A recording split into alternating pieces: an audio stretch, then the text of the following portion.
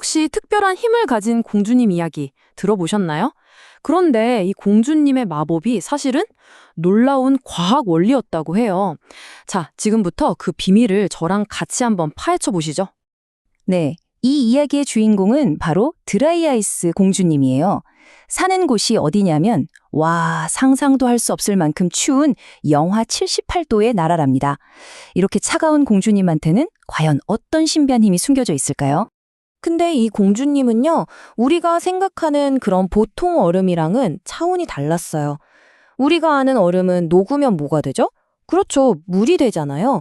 그런데 드라이아이스 공주님은 완전 다른 방식으로 행동했거든요. 과연 어떤 비밀이 있었을까요? 자, 공주님의 첫 번째 마법, 바로 사라지는 마법입니다. 따뜻한 공기를 만나면 마치 부끄러움을 타는 것처럼 정말 흔적도 없이 순식간에 사라져버리는 거죠. 자, 여기 한번 보세요.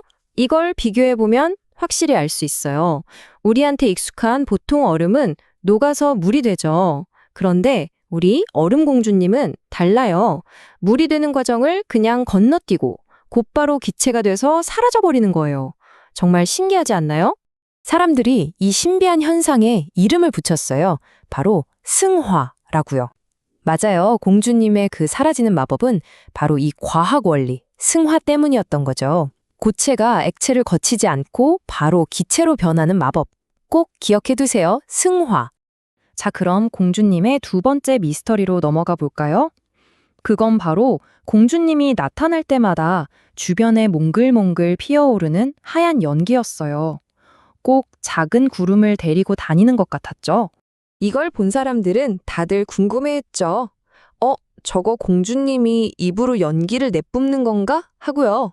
여러분은 어떻게 생각하세요? 이 하얀 연기의 정체, 대체 뭘까요? 사실은요, 이 연기 공주님 몸에서 나오는 게 아니었어요. 반전이죠? 비밀은 바로 공주님의 그 엄청난 차가움에 있었던 거예요. 영하 78도.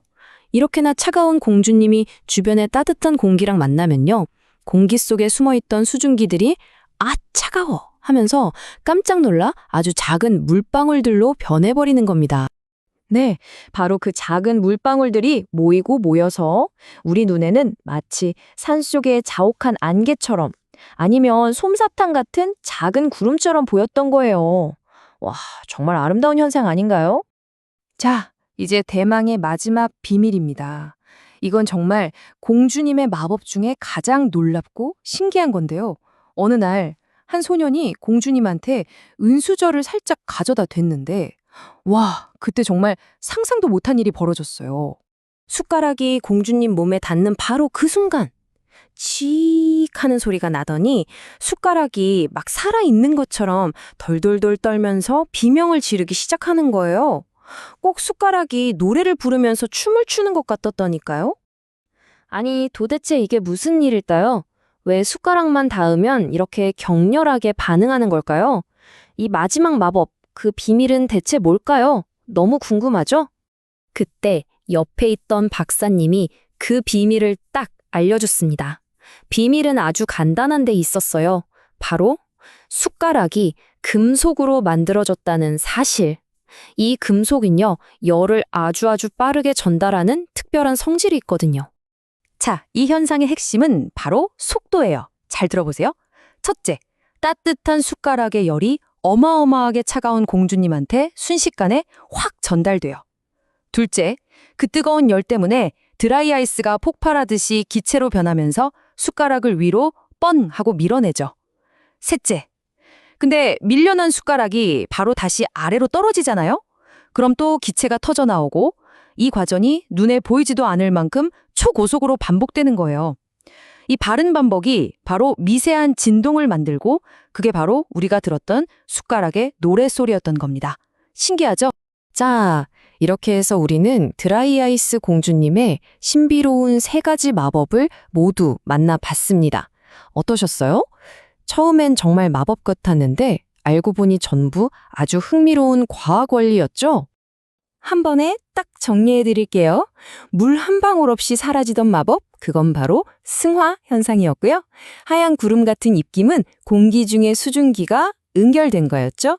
그리고 마지막으로 우리를 놀라게 했던 노래하는 숟가락은 빠른 열 전달과 진동기라는 과학 원리가 만들어낸 합작품이었습니다. 그러니까 결국 공주님의 그 신비한 능력은 처음부터 마법이 아니라 과학이었던 거예요. 근데 이렇게 원리를 알고 나니까 좀 시시한가요? 저는 오히려 그 반대인 것 같아요. 세상을 더 깊이 이해하게 되면서 그 신비로움이 더 크게 다가오는 것 같지 않으세요? 오늘 우리가 드라이아이스 공주님의 비밀을 과학으로 풀어냈잖아요. 이것처럼 우리 주변에는 아직 우리가 발견하지 못한 수많은 일상의 마법들이 숨어 있을지도 몰라요. 여러분이 다음에 발견하고 싶은 그 과학의 마법은 과연 무엇인가요?